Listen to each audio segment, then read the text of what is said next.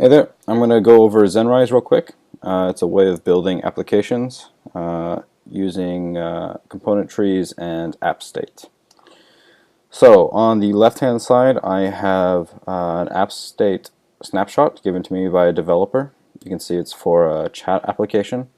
So we have an app title, we have settings, we have things like channels and selected channels, etc.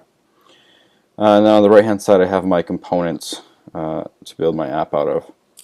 So I'm going to go ahead and start building a quick little example application. So as we drag these components out, we're building up the component tree. Let's go ahead and just put in a quick text view here.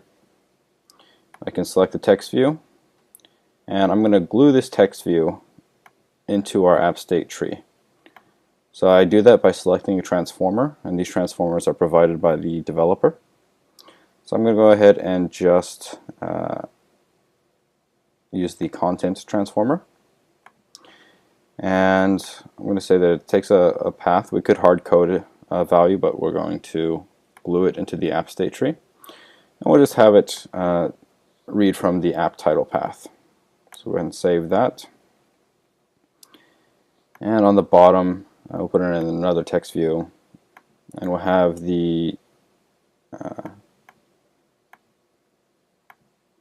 this one to read from the content transformer as well. In this case, we'll just go ahead and hard code example text. So we'll save it. And up here we have a serialized representation of this component tree that we've built out. So I'll switch over and paste it in.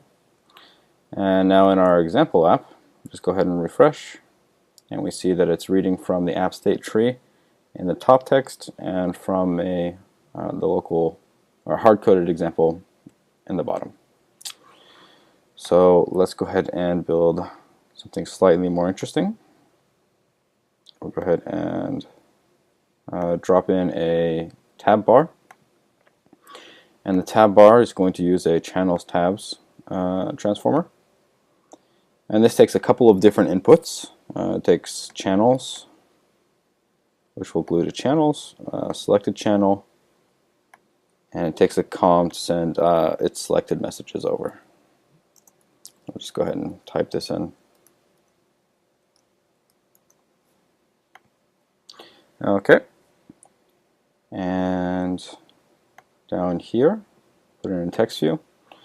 And once again, we'll use the content transformer, but we'll actually glue it to the selected state. And so our developers already implemented the controller actions to handle the tab selected messages. So we'll just replace our previous one, refresh, and hey, we have our tabs rendering here. And as I click around, it actually shows the ID of each of the tabs that I'm selecting. Let's make that slightly more interesting, and we'll actually use a current channel name transform. And this is going to read from the channels, select the channels, and based off of that it knows how to get the channel name. So go ahead and copy that, build up our app, refresh. Okay, and now we can see that it's actually rendering the title of the channel that we're in right now. Alright, let's actually build a slightly more interesting app.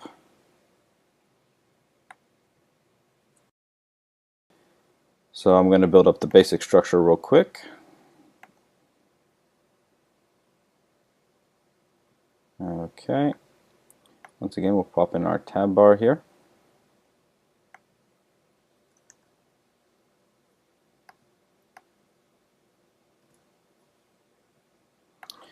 We're going to use the same transform as before. Channels tabs, glue it into the same places. Channels glues to channels, selected channels, and com. So comms controls. Go ahead and save that.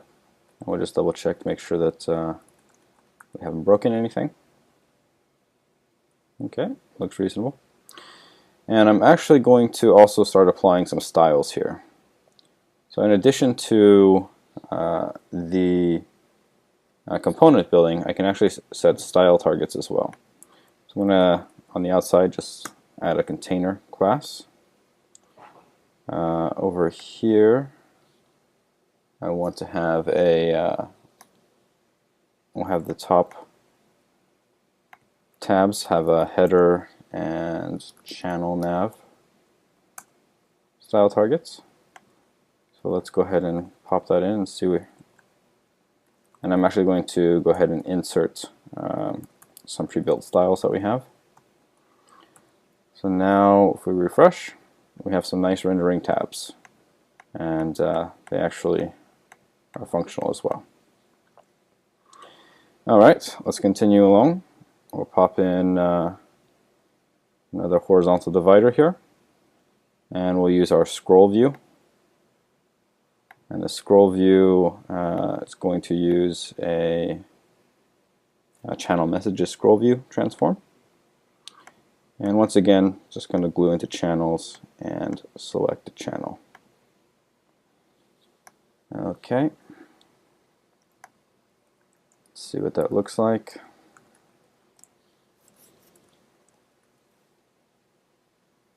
Okay, so you can see that it's rendering above the tabs right now, and it's changing as I click through here.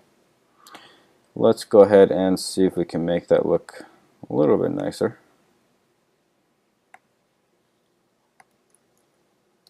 So we'll go ahead and call this one channels.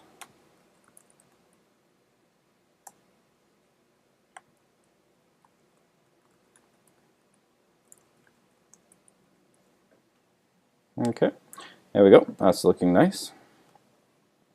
Continuing along, go ahead and pop in a couple more controls. So for our text area, we're actually going to use the identity transformer. And this is a special transformer that allows us to just pass through data. And in this case, it just queries the component and asks the component what parameters it needs. So we need a placeholder, which we'll just go ahead and type in. So we'll manually hardcode that. A message ID, which our developer has already implemented controller actions for. So we'll just say this is for user message updated. And a column that is going to send that message over. Go ahead and save. And also, for the split view, I'm just going to go ahead and add in some styles. This is a chat input. We'll pop over our button. Give it a post style. Once again, use the identity transformer. Just hard code text of post. Message ID of user message submitted. And we'll glue the com into the path. Go ahead and save that. Let's see what it looks like.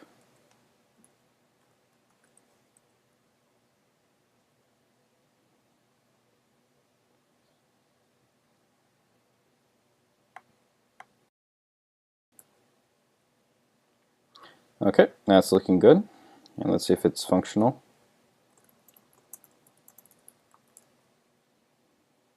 Post. Okay, so it looks like we can post messages as well.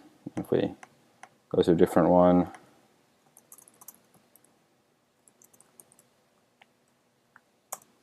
okay,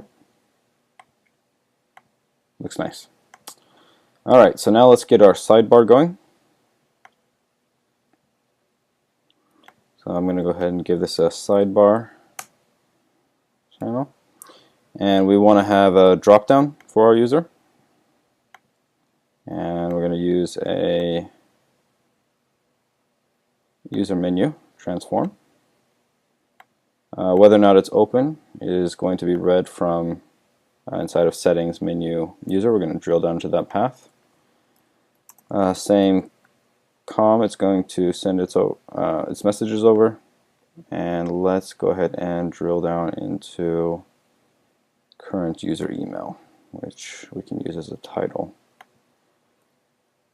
And I'm going to give this one, let's say it's a header, a user menu toggle, and a user header. Okay. And if we refresh, we see that, hey, we have a sidebar here and with a menu. It's looking good. Logout works. That's great. Okay, and let's actually go ahead and add a style over here for main area. We'll refresh, and there we go. It's looking pretty good. One last bit, we'll go ahead and add a list of the current users. And so in this case, I'm going to go ahead and use the channel user scroll view. And once again, we're just going to glue into channels and selected channels inside of the app state. Save that out.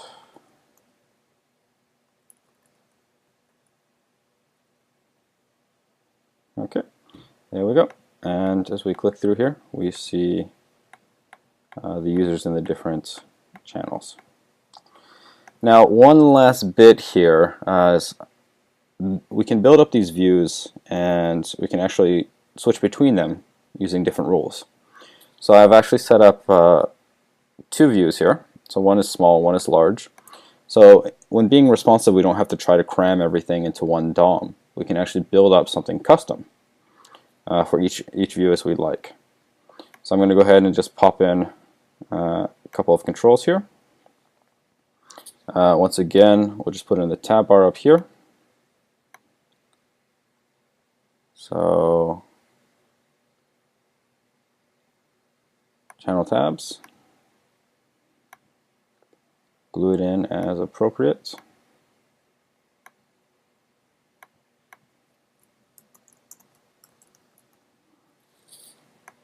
Okay. And what we'll do is copy this in. We'll make the screen smaller, and let's go ahead and refresh. And we see that it switches views once we get under 600 pixels. And that's just an arbitrary rule I set up to switch between these two different views. So let's go ahead and put this over here for now to keep it small. And we'll go back to here. And once again, we're going to call this one container. This one is a header and channel nav. Our scroll view will build out here. We want to call this channels, and we're going to glue that into the channel messages scroll view. So channels and select channel. Okay. And we'll also call or give this a, actually no, we'll skip that.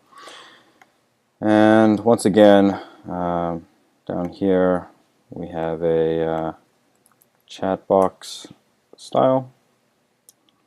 We're going to pop in a text area. This is a chat input. And we'll use the identity transformer, mobile friendly,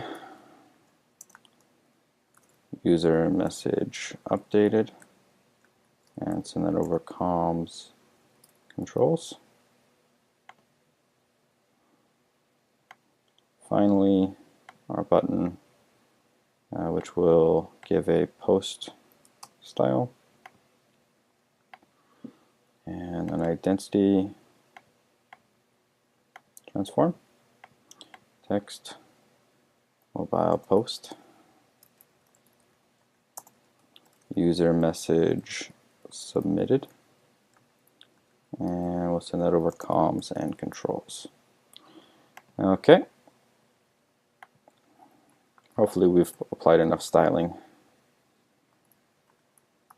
Okay, so now in our app, we refresh, we see that we have a mobile-friendly version,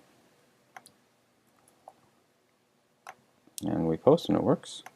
As we resize, it switches views to the appropriate size. So we have a responsive app using the same app states and the same transformers, but we're able to customize the approach or the view used without having to cram it all into the same DOM. So we can really tailor the message, and we could actually use other rules so that we actually have a special view for Android or for different browsers, and we just simply show a different